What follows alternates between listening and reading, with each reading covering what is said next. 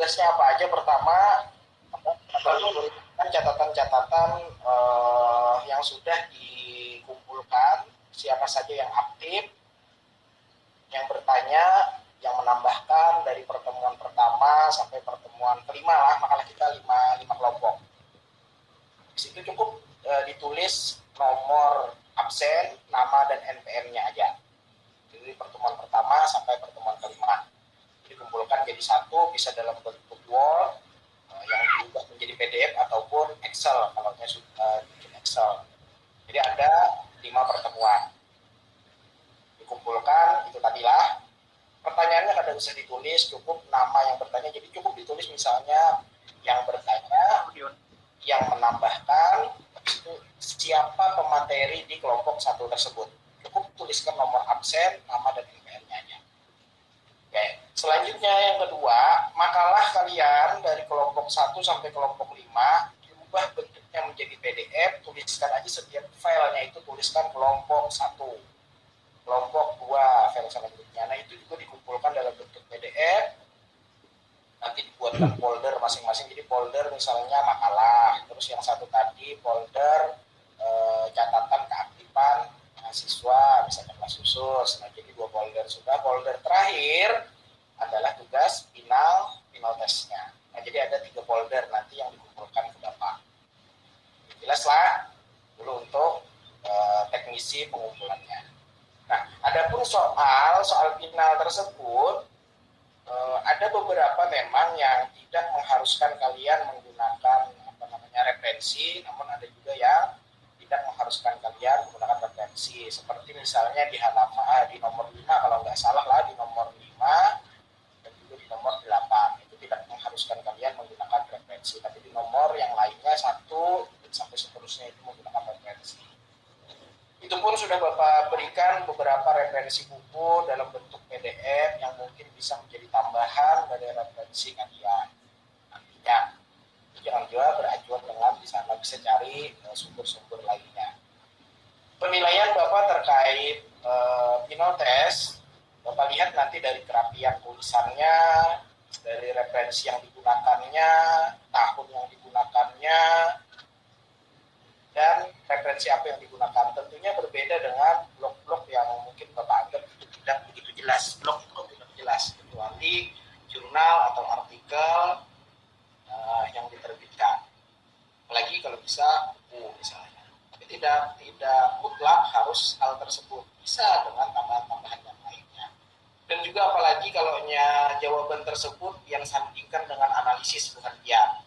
Setelah teori mungkin pian berbahasakan dengan bahasa sendiri, nah itu nanti yang akan menjadi penilaian mutlak agar mungkin nilainya yang pian sasah itu tinggi nilainya, mungkin itu yang akan Bapak dinilai. Catatan selanjutnya, Bapak tidak membenarkan adanya copy paste apalagi dari soal kawannya ataupun soal dari kelas lainnya, karena kebetulan pemilihan konsentrasi Quran hadis ini tidak hanya kelas ini, tapi kelas reguler pun ada. Jadi Bapak tidak membenarkan. Nah, apabila itu nanti Bapak temukan, maka tentunya nilai berlebihan ada kemungkinan tidak akan keluar ataupun tidak lulus. Buatlah sebisa penghentian, tidak usah begitu hendak sempurna kalau memang tidak membunuh. Tapi kalau memang berlebihan hendak sempurna ya jadi sorangan. Karena Bapak lebih menghargai pekerjaan yang dilakukan sendiri dengan sekuat dan sebisa mungkin. Makanya waktunya cukup lama Bapak berikan. Ini aja sudah masih di bulan Mei. Juni itu pun kayaknya lebih dari tanggal 10 kemarin lah. Tanggal berapa kemarin Sabira? Tanggal 13 ke Sabira? Ada ingat Bapak? Catatan teman kalau salah tanggal 8 lah. Tanggal 20 kalau Pak Tanggal 20, oke barang aja. Tapi tanggal 20 itu Pak nilainya pula kena lambat keluar.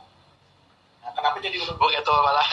Supaya nilai penelitian itu cepat keluar. Dan ulun berpesan jangan keluar dulu dari grup setelah hari ini perkuliahan selesai, karena nilai itu nanti akan ulun kirim ke grup penelitian. Nah, supaya siapa nilainya, dan ulun beri waktu selama mungkin 1 minggu atau 5 hari. Apakah ada yang protes, kasarnya itu protes terhadap nilai yang diberikan, sehingga nanti mungkin ada koordinasi dari Bu Hempian ke Ulun misalnya siapa namanya Pak Zainal Abidin misalnya ternyata dinilai itu tuh kosong. Nah, sedangkan Pian turun aja terus tugas mengerjakan aja namanya urut manusia juga mungkin hilaf misalnya, lalu Pak Zainal Abidin bisa langsung konfirmasi dulu, Pak kenapa nilai yang Pian dulu kosong. Nah, seperti itu. Jadi kan Ulun redo aja Pak, mon kosong Pak asal naik. Oke. Jadi kita lihat bukti-buktinya terkait hal tersebut. Kenapa jadi lengkap itu? Karena pengalaman mengajar dengan semester-semester sebelumnya. Jadi kalau hanya selama 5 hari atau 1 minggu nantinya tidak ada konfirmasi terkait nilai yang belum kasih ke grup tersebut, nanti nilai tersebut akan dikirimkan ke akademik. Apabila nilai tersebut sudah di akademik, maka tidak bisa digugat lagi. Nah, Ibu Hanpian ini kan sudah semester 6. Nah, sudah semester 6, itu tuh sedang Pian melihat nilai-nilai Bu Hanpian dari semester 1. Jangan kayaknya banyak kakak-kakak tingkatan lah, bahasanya kakak tingkatan yang terdahulu itu sudah hendak seminar proposal atau hendak sidang, hanya mengetahui nilai di semester 1-nya kan ada lagi. Nah, lalu abut mencari nilainya, namanya sudah semester 1 berapa tahun yang lalu, kemungkinan berkas-berkas itu sudah tidak ada. Apalagi kalau kebetulan kan banyak itu yang sulit itu dosen yang mengajarkan itu sudah meninggal. Nah, itu sulit mencari nilainya. Nah, ada kemungkinan nantinya terkendala, soalnya ada kakak tingkatan bukan beda, itu kakak tingkatan lalu menyambatnya walaupun bahasanya misalnya Tuhan bukan Pian. Nah, kakak tingkatan tersebut itu mencari nilai di saatnya sudah hendak sidang. Lalu tidak ada kebijakan harus misalnya mengulang dengan cara mungkin semester pendek atau SP. Nah, ini kan menjadi kendala bagi Bu Hanpian. Ada baiknya dari sekarang Bu Hanpian sudah menelusuri nilai-nilai Bu Hanpian itu dari semester 1 sampai semester ini, supaya Bu Hanpian tahu sudah ini kayaknya yang jadi kendala, maka bisa Pian proses, Pian perbaiki, Pian cari di saat ini, sehingga nanti di saat sudah mulai seminar proposal dengan syarat adanya KHS atau KRS, apalagi sudah KKN, di situ hendak daftar sidang, yang sudah lengkap sebenarnya. Itulah intinya. Oke, selanjutnya ya silakan Pak. Untuk sempronik kira-kira semester 6 sudah tuntung Pak. Ya. Matpen sudah tuntung Pak, judul skripsi ulun sudah siap tapi belum ada jawaban gitu Pak dari Simjungsi. Nah, itu kayak apa Pak? Oke. Terima kasih Munpik, mungkin ini mewakili dari teman-teman yang lain juga.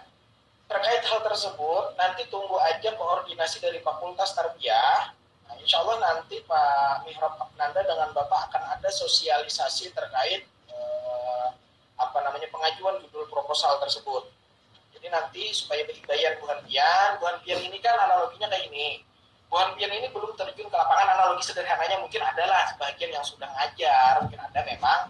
Tapi di semester Bu Hanpian itu analogi sederhananya belum terjun ke lapangan, seperti itu. Kan di PPLB nanti Bu Hanpian terjun ke lapangan. Nah, supaya ada rasio secara logikanya sehingga mengetahui apa yang terjadi di lapangan, seperti itu mungkin. Nah, jadi nanti insya Allah sebelum perkuliahan di semester ganjil, Bu Hanpian semester 7 karena ada sosialisasi terkait cara bagaimana membuat akun, cara membuat judul, apa yang harus dilihat dari proposal tersebut supaya minimal dipertimbangkan, bagaimana caranya supaya judul itu tidak ditolak. Nah, itu nanti kiat-kiatnya itu akan disosialisasikan. Lalu misalnya ada yang berminat hendak dosen pembimbing ini, terus kiatnya kayak apa. Terus ada misalnya ulun hendak dosen, misalnya peminta arif, ulun ada hendak dosen, misalnya dosennya peminta arif, misalnya dosen pembimbingnya. Lalu ada kiat-kiatnya Pak. Soalnya dosen pembimbing skripsi itu nanti sesuai dengan judul Bu Hanpian kemana keahliannya. Seperti misalnya ulun contohkan, dia mengambil judul misalnya strategi pembelajaran. Itu keahliannya oleh Pak Syarahman. Tentunya pembimbing duanya Pak Syarahman. Seperti itu. Ada yang misalnya suka kuantitatif, hitung-hitungan. Itu tentunya yang ahli di kuantitatif. Kemungkinan besar pembimbingnya Ibu Nurul, pembimbing duanya Pak Suhar, itu kawannya biasanya atau Panida Divisi bisa pembimbing satunya, pembimbing duanya Ibu Lutfiatul Zahra juga bisa, itu kuanti. Nah, ini adalah kiat-kiatnya. Kalau kualitatif siapa? Media, apa yang nilaian mereka. Sehingga tidak ada lagi nanti Pak, lu kalau apa request judul, ya kata apa, karena judulnya apa sesuai dengan keahliannya. Seperti itu. Nah, jadi insya Allah Munfik dan kawan-kawan semua, nanti ada sosialisasinya, tunggu aja. Kami lebih terfokuskan di Fakultas Tarbiyah dulu untuk sosialisasi pemilihan konsentrasi untuk mahasiswa PAI semester 5 nantinya. Yang ini yang mungkin sekarang ini masih semester 4. Jadi kami masih fokus ke sana, jadi pelan-pelan. Insya Allah sebelum semester ganjil nanti dimulai, akan ada sosialisasi tersebut. Jadi tunggu aja Munfik. Apabila Munfik sudah mengajukan, makanya tidak diproses karena hal tersebut Munfik. Kita melihat dari NPM-nya, karena NPM-nya kami anggap masih muda. Jadi syarat utama dalam pengajuan proposal memang lulus metodologi penelitian. Nah, Bu Hadbian sudah tahu kan lulus kan ada metodologi penelitian? Belum tahu kan? Masih ngambil kan hari semester ini? Nah, untuk itulah nanti dulu kita tunggu. Kan syarat utamanya adalah lulus metodologi penelitian yang diajarkan oleh Ibu Maulidah ya. Nah, terus metodologi pembelajaran PAI kalau tidak salah yang dilajari Pak Jamal Syarif lah, bukan dia lah. Iya Pak, sudah lulusan baik tapi rata-rata nilai. Ya, jadi nunggu itu dulu. Jadi sabar aja. Bagi yang sudah, mungkin bisa tahun-tahun lalu yang lain yang sudah mulai. Nah, jadi ada syarat-syarat ketentuan sehingga sehingga judul itu minimal dilihat lah biasanya. Itu insya Allah nanti akan dilakukan. Oh ya Pak, satu lagi bisa? Ya, silahkan. Pak, kawala kira-kira Pak lulus skripsi ini sebelum KKN. Jadi kita sebelum sidang munakasyah itu sudah SPD gitu Pak? Sebelum KKN sudah SPD. Untuk ACC bisa, tapi untuk mencari gelar SPD tentunya harus sidang skripsi. Jadi untuk ACC-nya mungkin bisa sebelum KKN karena yang terdahulu itu sebelum KKN ada yang sudah ACC. KKN atau KKN yang sudah ACC. Kiat-kiatnya sama, di semester 7 mereka sudah seminar, sudah rajin bimbingan, sehingga pas waktu KKN sudah ACC. Kalau sudah ACC, mungkin kalau sudah mengurus bebas tanggungan sehingga tidak ada lagi bayar semester, kita nunggu daftar sidang. Tapi untuk mendapatkan gelar SPD tersebut itu harus yudisium. Yudisium dilaksanakan setelah sidang skripsi. Jadi kalian akan mendapatkan gelar SPD ya saat sudah sidang. Soalnya melihat di jadwal di UIN Pak, pendaftaran pasca itu bulan Maret Pak sampai bulan Juni. Nah itu sempat aja loh Pak. Sampai Juni tahun 2022. 2023 karena sekitar bulan itu jadi bulan. Lama lagi kan? Awas lagi tahun 2023. Tergantung piannya Munfik. Jadi insya Allah bisa aja daftar dengan misalnya surat keterangan lulus dulu bisa. Itu kakak-kakak tingkatan buan pian itu ada yang kayak itu, kayak surat keterangan lulus dari kampus.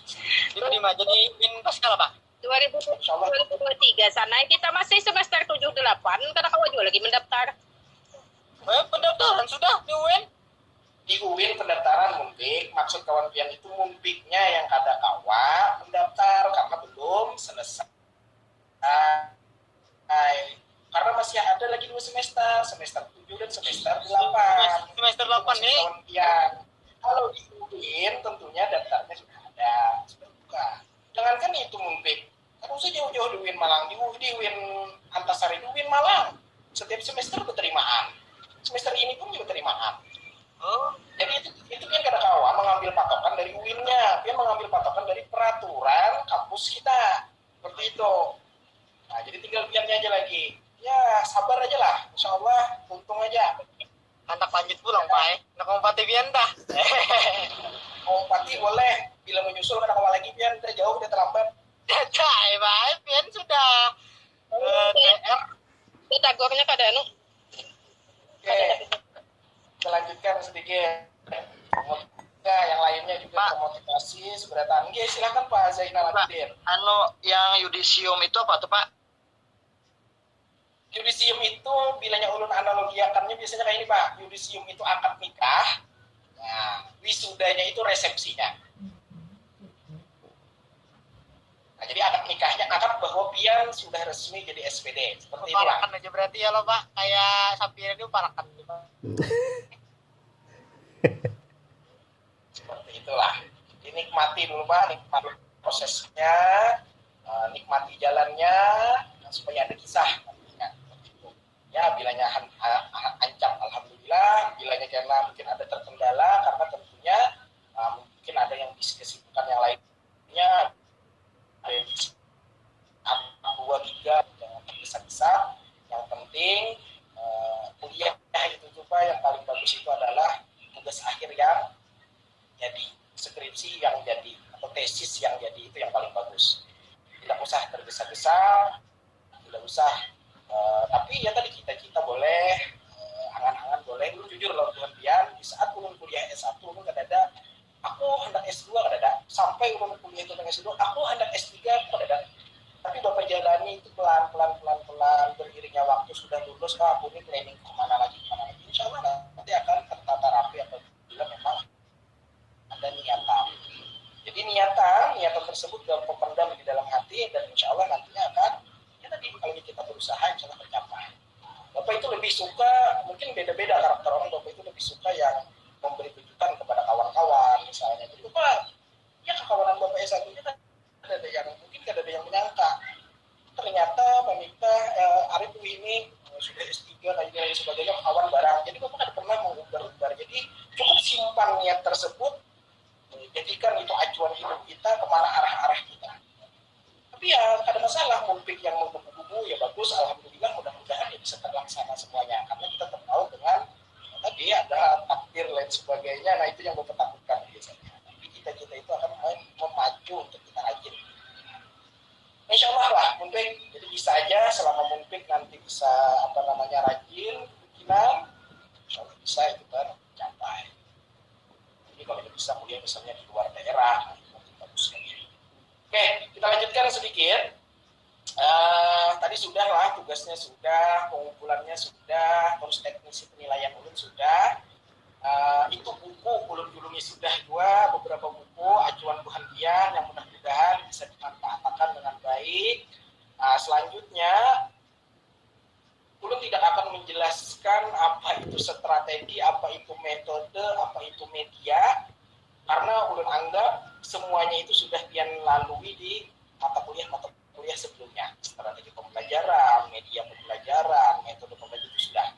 Jadi tinggal Tuhan Pian mengaplikasikannya ke mata kuliah pun ulun ini. Jadi ulun tidak tahu sejauh mana. Cuman karena kita berpacu pada mata kuliah ini di perencanaan, mungkin ulun sedikit akan menjelaskan apa sebenarnya perencanaan pembelajaran atau RPP. Menteri Pendidikan dan Kebudayaan Republik Indonesia atau Kemendikbud, ini ada surat edaran nomor 14 tahun 2019 tentang penyederhanaan rencana pelaksanaan pembelajaran atau RPP. Ini ditujukan kepada Kepala Dinas Pendidikan Provinsi, Kepala Dinas Pendidikan Kabupaten atau Kota di seluruh Indonesia. Nah, apa sih perencanaan itu menurut undang-undang? Ini dasarnya dulu lah, karena kita ini mungkin pembelajaran hanya kita, karena kita ini mahasiswa, kita berbicara itu harus ada pedoman dulu atau dalil, hanya kita analisis. Sama itu kita penulisan skripsi lain sebagainya. Yang mengutarakan teori itu yang bahasa mudahnya ada footnote, ada referensi, terus dia analisis. Jadi seperti itu. Nah, belum mencoba mengaplikasikannya ke Buhan Pian, karena ulun anggap Buhan Pian ini sudah umurnya itu di bawah kelas reguler. Acuannya, penyusunan rencana pelaksanaan pembelajaran atau yang sering kita kenal RPP dilakukan dengan prinsip efisien, efektif, dan berorientasi pada murid. Ingat, berorientasi pada murid, bukan berorientasi pada guru. Yang kedua, bahwa dari 13 komponen RPP, jadi komponen RPP itu ada 13, yang telah diatur dalam peraturan Menteri Pendidikan dan Kebudayaan nomor 22 tahun 2016 tentang standar proses pendidikan dasar dan menengah atau sederajat, yang menjadikan komponen inti adalah, nah jadi ada 6 komponen, ada 13 komponen menurut undang-undang. Ini menurut undang-undang lain bicara ulun. Apa-apa di dalam proses itu tuh, pertama ada tujuan pembelajaran, ada langkah-langkah kegiatan pembelajaran, ini komponen pentingnya, pembelajaran atau asesmen yang wajib dilaksanakan oleh guru, sedangkan komponen lainnya bersifat pelengkap. 13 komponen itu jadi ada komponen inti dan ada komponen pelengkap. Jadi komponen yang paling penting di dalam RPP itu adalah langkah-langkah. Yang pertama itu tujuan pembelajaran. Mungkin kalau kita lihat dari RPP kita adanya indikator, kompetensi dasar, kompetensi inti, itu adalah acuan atau tujuan. Lalu langkah-langkah kegiatan pembelajaran. Langkah-langkah kegiatan pembelajaran biasanya dibagi menjadi beberapa. Ada kegiatan pendahuluan, kegiatan inti, dan kegiatan akhir. Selanjutnya ada penilaian atau asesmen yang wajib dilaksanakan oleh guru. Ini ujar siapa? Ini ujar undang-undang. Selanjutnya, yang ketiga, sekolah. Sekolah, kelompok guru mata pelajaran sejenis dalam sekolah atau kelompok kerja guru atau musyawarah guru mata pelajaran yang biasanya kita kenal dengan KKG atau MGMP, dan individu guru secara bebas dapat memilih, dapat membuat, dapat menggunakan, dapat mengembangkan format RPP secara mandiri untuk sebesar-besarnya keberhasilan belajar murid. Nah, dari sinilah Ulun mengambil analisis bahwa yang namanya RPP itu tidak ada yang salah. Jadi RPP itu semua benar. Dari sini Ulun ambil acuannya. RPP atau rencana pembelajaran semuanya benar. Namun, ada namunnya. Dan ada yang kalau kita sederhanakan, ada yang afdal, ada yang kurang afdal, seperti itu. Yang afdalnya adalah apabila kurikulum K13 maka membuat seterperinci mungkin di kegiatan pembelajarannya. Jelas.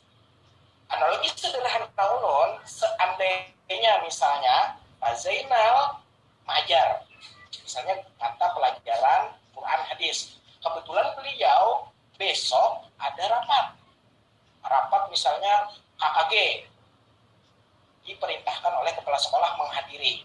Lalu Pak Zainal berhalangan besok untuk mengajarkan, sedangkan Pak Zainal mempunyai jadwal besok. Lalu Pak Zainal ini mempunyai rencana pembelajaran yang detail, yang bagus, yang rapi, yang jelas, sudah diisi sidin, di laci kantor sidin misalnya, di laci meja sidin. Jadi Pak Zainal ini udah tinggal telepon, Ibu Safira tolong gantiakan Ulun di Pak Zainal esok mengajar materi atau mengajar Quran Hadis di kelas 2 misalnya 2 SMA. Itu ada RPP Ulun, Ibu Safira lagi silahkan ambil. Lalu Ibu Safira ini mengajarkan sama dengan Pak Zainal. Tentunya maksudnya sama ini dari strateginya, metodenya, sehingga murid itu tidak menjadi kebingungan karena ada RPP tersebut. Nah, lalu RPP ini apa berarti? Berarti RPP itu harus jelas dan detail, sehingga step by step yang dilakukan oleh Pak Zainal yang biasanya mengajar bisa diaplikasikan minimal persis dengan Pak Zainal yang dilakukan oleh Ibu Safira misalnya. Nah, untuk itulah Ulun menganalisis dari poin ketiga tadi harus detail dan jelas. Namun, kurikulum kita saat ini berubah lagi. Ada yang namanya kurikulum merdeka, sehingga ada yang namanya RPP, kurikulum merdeka. Jadi ingat, ini banyak mahasiswa yang tak sulain, terpuntal. Pak, ini jujur kah Pak RPP kurikulum merdeka? Ternyata yang disampaikan kurikulum online, pembelajaran online. Pembelajaran online dengan pembelajaran kurikulum merdeka itu beda. Mungkin kurikulum merdeka ini lebih menyederhanakan lagi. Tapi kita tidak menyalahkan. Tapi yang namanya perencanaan itu memang harus detail. Belum analogikan lagi secara sederhana yang mudah dipahami. Yang berencana tadi misalnya hendak ke Barabai. Perencanaannya harus matang. Hari apa aku berangkat, hari apa aku yang ada terdamping lawan pekerjaanku, jam berapa aku pergi supaya sampai ke sana jam berapa, baju yang dibawa ini 2 hari aku mau bawa baju berapa lembar, kan itu ada perencanaan yang matang. Masa dia misalnya anak Barabai 2 hari dia membawa satu koper ganal, kan itu ada efektif, karena efisien. Jadi ada perencanaan yang cukup matang. Motor atau kendaraan yang dibawa, apakah sudah diservis, bagaimana mesinnya, itu adalah sebuah perencanaan. Bahkan hasil penelitian kawan Bu Henpian juga, angkatan 2017, ini mencoba meneliti lembaga pendidikan Pondok Pesantren Salafi. Pondok Pesantren Salafi ditelitinya. Apakah mempunyai perencanaan atau tidak? Ternyata hasil penelitiannya cukup bagus. Di Pondok Pesantren Salafi yang murni mengajarkan kitab gundul, yang biasanya cara mengajar guru tersebut datang duduk, terus siswa atau santrinya duduk mendengarkan, mendobit, lain sebagainya, itu ada di dalamnya perencanaan. Namun bedanya dengan lembaga formal itu tidak, lembaga formal itu dituliskan, ada bukti fisiknya. Sedangkan kelas atau pondok pesantren biasanya tidak dituliskan. Namun hakikatnya pondok pesantren Salafi tersebut juga mempunyai perencanaan. Lalu ditelitinya, bagaimana bentuk perencanaannya? Dilihatnya, dibandingkannya dengan proses pembelajaran di lembaga formal. Contoh, di dalam lembaga formal ada perencanaan, ada tujuan pembelajaran. Ditanyanya ustadz ataupun guru yang mengajarkan Quran hadis di pondok. Kebetulan dulu penelitian itu bukan Quran hadis, tapi sejarah kebudayaan Islam, karena konsentrasinya di sejarah kebudayaan Islam.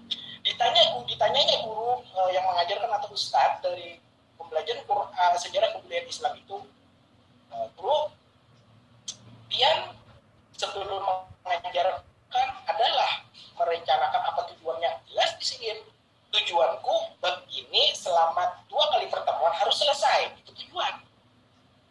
Indikator pertamanya. Terus Pak, perencanaan pian dalam mengajar adalah, aku di sini kan ada gampang kayak perencanaan tujuan mengajar di sini, sebelum aku mengajar, esok aku mengajar, malamnya aku harus mutalaah. Kitab itu aku bacai. Nah, artinya ada persiapan. Namun tidak dituliskan. Nah, jadi kesimpulan dari penelitian tersebut, apapun jenisnya pendidikan, itu pasti ada perencanaan. Namun yang membedakan bisa ada bukti fisiknya atau ada. Begitu juga Bu Henpian. Contoh Bu Henpian. Bu Henpian ada gizi anak. Nah, gizi anaknya nih lah. Kan namanya pendidikan itu ada 3 jenis. Pertama, lingkungan, ada 3 lingkungan. Lingkungan masyarakat, lingkungan keluarga, dan lingkungan sekolah. Ada 3 jenis pendidikan. Kita ambil di lingkungan keluarga, pian gizi anak. Anak pian lajari mengaji. Pasti pian mempunyai tujuan. Kenapa anak di usia misalnya 2-3 tahun pian lajari mengaji? Tujuan pian supaya kainnya ada ngalih lagi belajar. Itu tujuan. Perencanaannya, apa yang pian rencanakan dengan pendidikan anak pian? Anak mungkin anda sekolahkan ke pondok yang modern, jadinya ahli di bidang umum, ahli di bidang agama, pintar berbahasa Inggris, sehingga nantinya anakku ini supaya lebih dari aku lagi. Aku hanya misalnya yang sudah Tuhan ya, aku kawannya S1 aja, anakku harus lebih dari aku. Itu adalah sebuah tujuan. Lalu rencananya apa? Rencananya harus kusekolahkan ke sini, ke A. Itu biar membandingkan antara sekolah A dengan B ini, kayaknya kualitasnya lebih bagus mana, ekonomisnya lebih bagus mana, bayarnya lebih murah mana, menyesuaikan dengan ekonomi kita. Nah, ini adalah sebuah bentuk perencanaan. Artinya Pak, Bu, semua jenis pendidikan itu pasti ada perencanaan. Begitu juga apalagi di pendidikan formal yang kita laksanakan. Begitu juga ulun mengajarkan Bu Henpian adanya RPS, adanya silabus, biasanya seperti itu apabila di sekolah. Semuanya itu mempunyai acuan. Pak, pian mulai RPS itu apakah sekehendak pian? Ada. Di dalam kurikulum ulun hendak menjelaskan lawan pian bahwa kita itu membuat perencanaan itu selalu ada ambilannya. Untuk perguruan tinggi khususnya ulun, kurikulum PAI kita saat ini menggunakan kurikulum KKNI. Kita belum menggunakan kurikulum Merdeka. Kurikulum KKNI itu mempunyai tujuan, Pak. Biar itu lulusan PAI hendak jadi apa? Kayak apa? Pengembang penelitian kah? Atau guru kah? Nah, ini ada. Lalu sehingga misalnya ulun memisalkan tujuan dari adanya jurusan pendidikan agama Islam, kurikulum yang ada acuannya dari pemerintah, Pak, guru kelas misalnya, atau guru pendidikan agama Islam. lulus jadi guru, bahasanya kayak itu, guru PAI. Nah, guru PAI ini harus menguasai beberapa ilmu. Pendidikan agama Islam, adanya akidah akhlak, adanya SKI, adanya Quran, adanya fikih. Nah, ini yang jadi turun. Lalu terbentuklah sebuah kurikulum. Kurikulumnya apa? Yang Pian ambil, Pak. Semester 1 apa mata kuliahnya? Semester 2 apa? Itu lahir dari tujuan. Setelah turun, lalu ada indikator tujuan dari materi tersebut. Apa indikatornya? Ini Pak dikaji sedemikian rupa sehingga di sebuah ada tujuan dalam materi.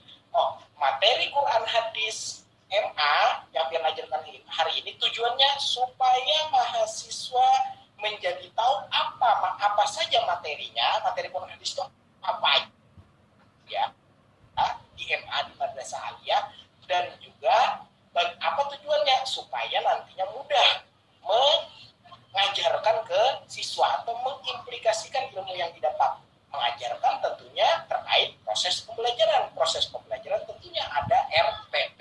Makanya di sini Ulun menegaskan kembali mata kuliah kita ini hakikatnya mengulang mata kuliah sebelumnya yang sudah mengajarkan teori kepada sekian. Sedangkan Ulun mengajarkan ke Pian mengimplikasikan, mengaplikasikan, mengimplementasikan yang sudah Pian dapatkan teorinya. Contoh perencanaan pembelajaran. Semester sebelumnya mungkin Pian dilajari oleh Pak Mihraf Abnanda. Dia menjelaskan tentang teorinya, perencanaan itu seperti ini.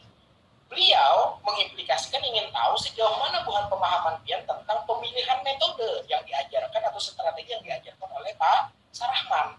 Nah, di sini tujuan mata kuliah kita ini Ulun ingin mengaplikasikan lagi materi dan teori yang Pian pahami di mata kuliah sebelumnya. Sejauh mana buah Pian paham, sejauh mana buah Pian mengerti. Tapi Ulun tidak pernah menyalahkan makalah yang Pian buat, RPP yang Pian buat, ini salah. Tidak pernah menyalahkan. Makanya untuk melihat sejauh mana pemahaman Pian tentang itu. Atau jangan-jangan buat Pian hanya sekali tadi mendengar undang-undang Ulun sebutkan. Padahal jangan Pian tahu undang-undang yang Ulun sebutkan itu, Pian cukup mengambil 4 komponen wajib itu selesai, itu dibetulkan. Nah, makanya guru itu memang harus rajin update tentang peraturan. Rajin update tentang mencari tahu strategi yang baru. Analogi yang sederhana, Pak. Misalnya kayak ini. Aku mengajar, kita namanya pribadi kita lain-lain. Aku mengajar seperti biasa aja. Aku ini untuk bahari, Pak. Kalau aku metode kayak itu, Pak, ceramah, Pak. Ini salah, Pak. Analogi kayak ini salah sebenarnya. Kenapa jadi ulun salahkan? Karena seorang guru itu harus apa? Harus cerdas, harus mempunyai teknik di dalam pembelajaran. Teknik itu letaknya di mana? Pak, strategi, metode, model pembelajaran itu mempunyai porsinya masing-masing. Ulun dengan melihat RPP Pian, cara Pian memilih metode, cara Pian memilih strategi, Ulun mau melihat Pian sejauh mana kecerdasan Pian melihat perbedaan dan persamaannya. Karena banyak tamu buruk, Pak. Strategi dan metode itu banyak